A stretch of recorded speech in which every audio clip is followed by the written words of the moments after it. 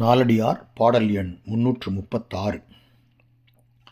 தங்கண் மரபில்லார் பின் சென்று தாம் அவரை எங்கண் வணக்குதும் என்பவர் புன்கேண்மை நற்றளிர் புன்னை மலரும் கடல் சேர்ப்ப கற்கிள்ளி கையிழந்தற்று.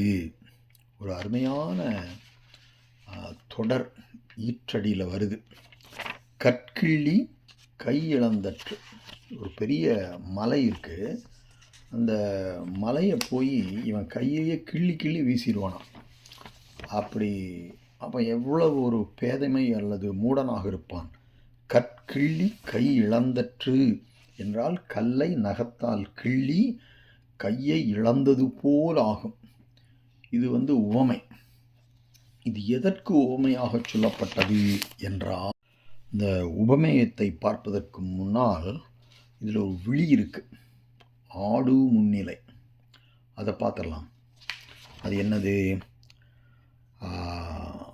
நல் தளிர் புன்னை மலரும் கடல் சேர்ப்ப என்றால், நல் அப்படின்னா நல்ல, தளிர் நற்றளிர் நல்ல தளிர்களை உடைய, புன்னை மலரும் புன்னை மரங்கள் மலர்கின்ற கடல் சேர்ப்ப என்றால் கடலின் உடைய துறைமுகத்தை உடைய பாண்டிய நாட்டு மன்னனி.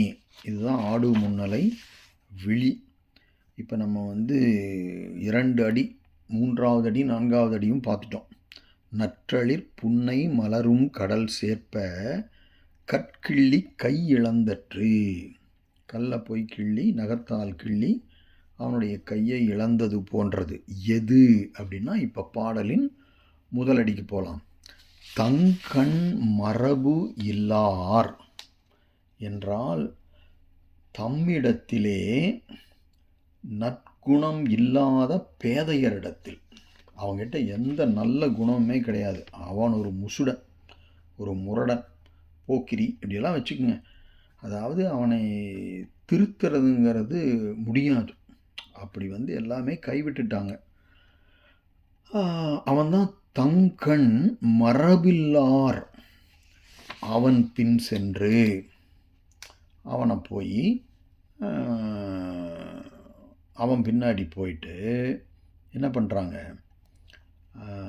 எம்கண் வணக்குதும், எம்மிடத்திலே அவனை வணக்கமாய் இருக்கச் செய்வோம் என்று என்பவர். தம்கண் மரபில்லார் பின் சென்று தாம் அவரை எம்கண் வணக்குதும் என்பவர் புன்கேண்மை. அந்த அவர்களிடத்திலே போய் சேர்றான் பாருங்க.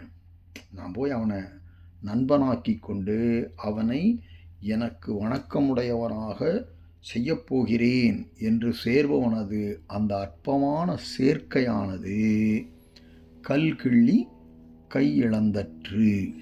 சரி, அடுத்த பாடலுக்கு போகலாம்.